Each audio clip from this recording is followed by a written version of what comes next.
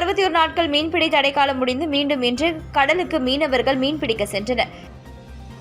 புதுச்சேரியில் லட்சிய ஜனநாயக கட்சியின் தலைவர் காமராஜ் நகர் தொகுதியின் எம்எல்ஏ ஜோஸ் சார்லஸ் மார்டின் மீனவர்களுக்கு டி-ஷர்ட் மற்றும் கேப் ஆகியவை கொடுத்து அவர்கள் பத்திரமாக மீன்பிடிக்கவும் அறிவுறுத்தியுள்ளார்.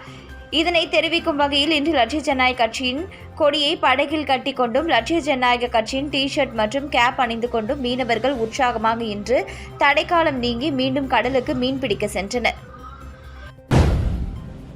சிறுமியர் மற்றும் பெண்களுக்கு எதிராக அதிகரித்து வரும் பாலியல் வன்கொடுமைகள், பாலியல் குற்றங்களை கண்டித்து தமிழ்நாடு தவ்ஹீத் ஜமாத் சார்பில் புதுச்சேரியில் நடைபெற்ற பேரணி ஆர்ப்பாட்டத்தில் இஸ்லாமிய சிறுமிகள், பெண்கள் 200க்கும் மேற்பட்டோர் கலந்து கொண்டு கோஷங்களை எழுப்பினர்.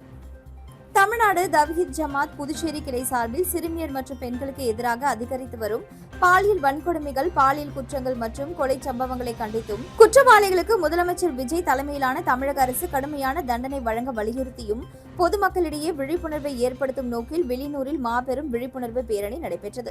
சுல்தான்பேட்டையில் இருந்து தொடங்கிய பேரணியை தமிழ்நாடு தவ்ஹீத் ஜமாத்தின் மாநில செயலாளர் ஃபெரோஸ் கான் தலைமை தாங்கி தொடங்கி வைத்தார். முக்கிய வீதிகள் வழியாக சென்று வெள்ளினூர் எம்ஜிஆர் சிலை அருகே நிறைவு பெற்றது. இதில் இஸ்லாமிய சிறுமிகள் உட்பட பெண்கள் என 200க்கும் மேற்பட்டோர் கலந்து கொண்டு கோஷங்களை எழுப்பியவாறு சென்றனர்.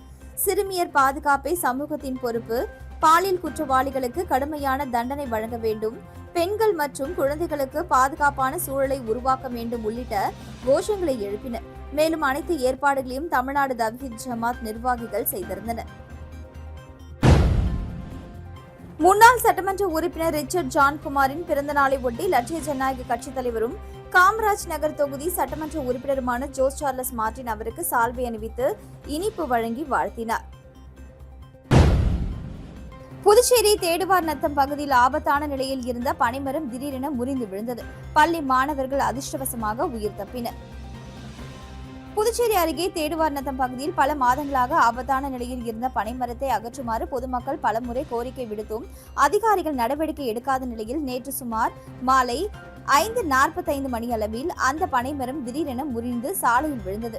மாலை நேரத்தில் பள்ளி முடிந்து மாணவ மாணவிகளை ஏற்றிச் சென்ற பள்ளி வாகனம் அந்த வழியாக வந்தபொழுது மரம் விழுந்ததால் பரபரப்பு ஏற்பட்டது. இருப்பினும் எந்த அசம்பாவிதமும் ஏற்படாமல் மாணவர்கள் அதிர்ஷ்டவசமாக உயிர் தப்பினர். மரம் சாலையின் குறுக்கே விழுந்ததால் அப்பகுதியில் சிறிது நேரம் போக்குவரத்து பாதிக்கப்பட்டது. தகவல் அறிந்த அப்பகுதி இளைஞர்கள் மற்றும் பொதுமக்கள் பனைமரத்தை அகற்றி சாலையை சீரமைத்தனர். ஆபத்தான நிலையில் இருந்த மரத்தை முன்கூட்டியே அகற்ற நடவடிக்கை எடுக்காத அதிகாரிகளின் அலட்சியமே இந்த சம்பவத்திற்கு காரணம் என பொதுமக்கள் குற்றம் சாட்டினர். புதுச்சேரியில் தவறவிட்ட 45 லட்சம் ரூபாய் மதிப்புள்ள 240 கைபேசிகளை இணையவழி குற்றப்பிரிவு போலீசார் மீட்டு உரியவர்களிடம் ஒப்படைத்தனர். புதுச்சேரியில் பேருந்து நிலையம், வர்த்தக நிறுவனங்கள், பொது இடங்களில் தவறவிட்ட கைபேசிகளை மீட்டு தரும்படி காவல் நிலையங்களில் தொடர் புகார்கள் அளிக்கப்பட்டிருந்தன. இந்த புகார்கள் மீது இணையவழி குற்றப்பிரிவு போலீசார் விசாரணை நடத்தி வந்தனர். முதுநிலை காவல் கண்காணிப்பாளர் ராகவ் உத்தரவின் பேரில் பொதுமக்கள் தவறவிட்ட கைபேசிகளை மீட்கும் பணியில் போலீசார் தீவிரமாக ஈடுபட்டனர். இதையடுத்து 240 கைபேசிகள் மீட்கப்பட்டன. இவற்றில் சுமார் 163 கைபேசிகள் புதுச்சேரி மாநிலத்தை சேர்ந்த புகார்தாரர்களுக்கு சொந்தமானவை. மீதமுள்ள கைபேசிகள் தமிழகம், ஆந்திரம், கர்நாடகம் மற்றும் பீகார் உள்ளிட்ட மாநிலங்களை சேர்ந்தவர்களுக்கு உரியவை. இவற்றின் மதிப்பு 45 லட்சம் ரூபாய் ஆகும். இதனிடையில் மீட்கப்பட்ட கைபேசிகளை உரியவர்களிடம் ஒப்படைக்கும் நிகழ்வு புதுச்சேரி இணையவழி குற்றப்பிரிவு காவல் நிலையத்தில் நடைபெற்றது. முதுநிலை காவல் கண்காணிப்பாளர் ராகவ் இதில் பங்கேற்று மீட்கப்பட்ட கைபேசிகளை உரியவர்களிடம் ஒப்படைத்தார். விழுப்புரம் கிழக்கு மாவட்ட தமிழக வெற்றி கழகம் சார்பில் மாபெரும் ரத்த தான முகாம் மற்றும் ஆலோசனை கூட்டம் நடைபெற்றது. விழுப்புரம் கிழக்கு மாவட்ட தமிழக வெற்றி கழகம் சார்பில் வானூர் அருகே திருச்சிட்டம்பலம் கூற்றோடு பகுதியில் உள்ள தனியார் திருமண நிலையத்தில் 20வது மாபெரும் ரத்த தான முகாம் மற்றும் ஆலோசனை கூட்டம் நடைபெற்றது. தமிழக வெற்றி கழக தலைவர் ஜோசப் விஜயின் 52வது பிறந்த நாளை முன்னிட்டு நடைபெற்ற இந்த நிகழ்ச்சிக்கு மாவட்ட கழக செயலாளர் விஜய் ஜி.பி. சுரேஷ் தலைமை தாங்கி ரத்த தானம் செய்து முகாமை தொடங்கி வைத்தார். இந்த முகாமில் 100க்கும் மேற்பட்ட மாவட்ட, ஒன்றிய, நகர, கிளை மற்றும் பூத் நிர்வாகிகள் ரத்த தானம் செய்தனர். மாவட்ட கழக செயலாளர் விஜய் சுரேஷ் தலைமையில் நடைபெற்ற ஆலோசனை கூட்டத்தில் பொதுமக்களுக்கு நலத்திட்ட உதவிகள் வழங்குதல், பள்ளி மாணவ மாணவிகளுக்கு கல்வி உபகரணங்கள் வழங்குதல், மருத்துவ முகாம்கள் நடத்துதல் உள்ளிட்ட பல்வேறு சமூக நலப் பணிகளை பிறந்தநாள் விழாவை ஒட்டி மேற்கொள்வது குறித்து விரிவாக விவாதிக்கப்பட்டது. மேலும் மக்களுக்கு பயனளிக்கும் வகையிலான சேவை திட்டங்களை முன்னெடுத்து பிறந்தநாள் விழாவை சமூக நலன் சார்ந்த நிகழ்வுகளுடன் சிறப்பாக கொண்டாட வேண்டும் என நிர்வாகிகள் ஒருமனதாக கருத்து தெரிவித்தனர். புதுச்சேரி அருகே கோட்டக்குப்பம் பகுதியில் மருந்து கடையை உடைத்து 57,000 ரூபாய் பணம், ஐபோன் மற்றும் விலை உயர்ந்த மாத்திரைகளை கொள்ளையடித்த வாலிபர்களை சிசிடிவி காட்சிகளுடன் போலீசார் தேடி வருகின்றனர். புதுச்சேரி அடுத்த கோட்டக்குப்பம் பள்ளிவாசல் தெருவை சேர்ந்தவர் இர்ஃபான். இவர் கோட்டக்குப்பம் காவல் நிலையம் அருகே மருந்து கடையுடன் கூடிய கிளினிக் நடத்தி வருகிறார். நேற்று இரவு வழக்கம் போல மருந்து கடையை மூடி சென்றுள்ளார். இன்று காலை கடையை திறக்க வந்தபொழுது கடையின் பூட்டுகள் உடைந்திருப்பதை கண்டு அதிர்ச்சி அடைந்த இர்ஃபான் கடையை திறந்து உள்ளே சென்று பார்த்தபொழுது கடையின் உள்ளே வைத்திருந்த 57,000 பணம், ஐபோன் மற்றும் விலை உயர்ந்த மாத்திரைகளை மர்ம நபர்கள் கொள்ளையடித்து சென்றுள்ளனர். மேலும் கடையின் உள்ளே இருந்த டிவியையும் உடைத்து சேதப்படுத்தியிருந்தனர். இதுகுறித்து இர்ஃபான் கோட்டக்குப்பம் போலீசாரிடம் புகார் அளித்தார். புகாரின் பேரில் போலீசார் வழக்கு பதிவு செய்து கொள்ளையில் ஈடுபட்டவர்களை தேடி வருகின்றனர். மேலும் அந்த பகுதியில் உள்ள கடைகளில் பொருத்தப்பட்டுள்ள கண்காணிப்பு கேமராவில் பதிவான காட்சிகளை வைத்தும் கைரேகைகளை பதிவுகளை வைத்தும் விசாரணை மேற்கொண்டு வருகின்றனர். மேலும் கடையில் உள்ள சிசிடிவி காட்சியில் 3 பேர் ஒரே இருசக்கர வாகனத்தில் வந்து பூட்டை உடைத்து உள்ளே செல்வதும் தொடர்ந்து பொருட்களை திருடி செல்வதும் பதிவாகியுள்ளது. லட்சிய ஜனநாயக கட்சி தலைவரும் காமராஜ் நகர் தொகுதி சட்டமன்ற உறுப்பினருமான ஜோஸ் சார்லஸ் மார்டினுடன் புதுவை மாநில பாஜக தலைவர் VP ராமலிங்கம் மரியாதை நிமித்தமாக சந்திப்பு. அப்பொழுது உடனிருந்த முன்னாள் சட்டமன்ற உறுப்பினர் ரிச்சர்ட் ஜான்குமாருக்கு சால்வை அணிவித்து பிறந்தநாள் வாழ்த்துக்களை தெரிவித்தார். புதுச்சேரி குருமாம்பேட் பகுதியில் எழுந்தருளி உள்ள ஸ்ரீ யோகமாயா லலிதாம்பிகை ஸ்ரீ மகா சாம்ராஜ்ய லலிதாம்பிகை ஆலயத்தில் வைகாசி மாத அமாவாசையை முன்னிட்டு லலிதாம்பிகை அம்மனுக்கு மகா அபிஷேகம் மற்றும் மகா தீபாராதனை நடைபெற்றது. இதில் திரளான பக்தர்கள் பங்கேற்று லலிதாம்பிகை அம்மனை வழிபட்டு சென்றனர். புதுச்சேரி குருமாம்பேட் பகுதியில் அமைந்துள்ளது ஸ்ரீ யோகமாயா லலிதாம்பிகை மற்றும் ஸ்ரீ மகா சாம்ராஜ்ய லலிதாம்பிகை திருக்கோவில். இந்த திருக்கோவிலில் வைகாசி மாத அமாவாசையை முன்னிட்டு ஸ்ரீ லலிதா மகா யாகம் நடைபெற்றது. தொடர்ந்து ஸ்ரீ மகா சாம்ராஜ்ய லலிதாம்பிகைக்கு பால், தயிர், சந்தனம், திருநீர், திருமஞ்சனம், குங்குமம் உள்ளிட்ட பல்வேறு வாசனை திரவியங்கள் கொண்டு மகா அபிஷேகம் செய்யப்பட்டு தொடர்ந்து யாகசாலையில் வைக்கப்பட்ட கலச நீரால் அம்மனுக்கு சிறப்பு அபிஷேகம் செய்யப்பட்டது. தொடர்ந்து அலங்கரிக்கப்பட்ட உற்சவருக்கு சோடச தீபாராதனைகள் காட்டப்பட்டது.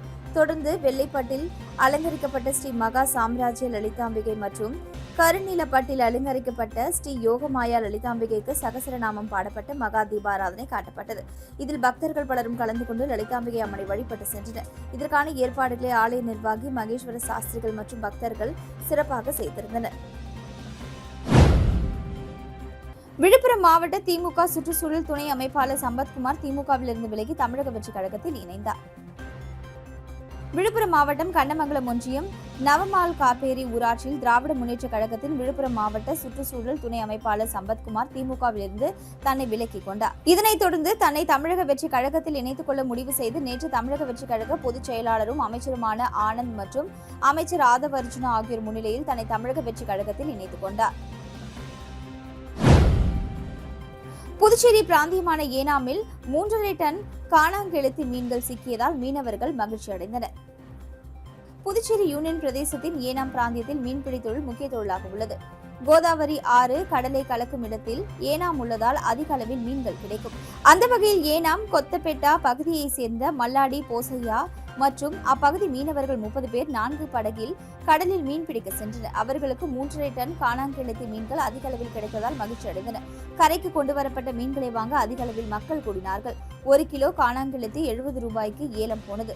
மீன் பிடிக்க சென்ற கடலில் குறைந்த தூரத்திலேயே தங்களுக்கு அதிக அளவில் மீன்கள் கிடைத்ததும் அதனை அதிக விலைக்கு விற்றதால் மீனவர்கள் மகிழ்ச்சி அடைந்தனர். உலக ரத்த தான தினத்தை முன்னிட்டு புதுவையில் லட்சிய ஜனநாயக கட்சித் தலைவரும் காமராஜ் நகர் தொகுதி MLA-வுமான ஜோஸ் சார்லஸ் மார்டின் கட்சியினுடன் இணைந்து ரத்த தானம் வழங்கினார். ஜூன் 14ஆம் தேதி ஒவ்வொரு ஆண்டும் உயிர்களை காக்கும் நோக்கிலான உலக ரத்த தான தினம் கொண்டாடப்படுகிறது. அதன்படி இன்று புதுவையில் லட்சிய ஜனநாயக கட்சி சார்பில் அரசு பொது மருத்துவமனையில் சிறப்பு ரத்த தான முகாம் நடத்தப்பட்டது. இந்த நிகழ்வில் கட்சி நிர்வாகிகள் 100க்கும் மேற்பட்டோர் கலந்து கொண்டு ரத்த தானம் செய்தனர். தொடர்ந்து ரத்த தான நிகழ்வில் பங்கேற்ற லட்சிய ஜனநாயக கட்சித் தலைவரும் காமராஜ் நகர் தொகுதி சட்டமன்ற உறுப்பினருமான ஜோஸ் சார்லஸ் மார்டின் கட்சி நிர்வாகிகளுடன் இணைந்து ரத்த தானம் அளித்தார். தொடர்ந்து ரத்த தானம் அளித்த கட்சி நிர்வாகிகளுக்கு மருத்துவமனை மருத்துவர் மற்றும் அதிகாரிகளுடன் இணைந்து ரத்த தானம் அளித்ததற்கான சான்றிதழை வழங்கினார். இந்த நிகழ்வில் லட்சிய ஜனநாயக கட்சி பொதுச் செயலாளர் டாக்டர் துரைசாமி, வழக்கறிஞர் பிரபாகரன், முன்னாள் சட்டமன்ற உறுப்பினர் ரிச்சர்ட் ஜான்குமார் மற்றும் கட்சி நிர்வாகிகள் உடனிருந்தனர். தமிழ் மொழியின் சிறப்பை வெளிப்படுத்தும் வகையில் 100 பேர் இணைந்து காப்பி துகள்களை கொண்டு 100 சதுர அடி காப்பி ஓவியத்தை வரைந்து உலக சாதனை படைத்தனர். தமிழ் வாழ்க்கை வழிகாட்டல் மற்றும் மற்ற பயிற்சி அமைப்பை சேர்ந்த 100 பயிற்சியாளர்கள் இணைந்து காபி துகள்களை பயன்படுத்தி 100 சதுர அடி பரப்பளவில் பிரம்மாண்டமான காபி ஓவியத்தை உருவாக்கினர். தமிழ் மொழியின் சிறப்பையும் பெருமையையும் வெளிப்படுத்தும் வகையில் இந்த ஓவியம் வடிவமைக்கப்பட்டது. 100 நபர்கள் தலா 1 சதுர அடி அளவிலான 100 தனித்தனி ஓவியங்களை உருவாக்கி அவற்றை ஒருங்கிணைத்து 100 சதுர அடி பரப்பளவிலான காபி ஓவியமாக அமைத்தனர்.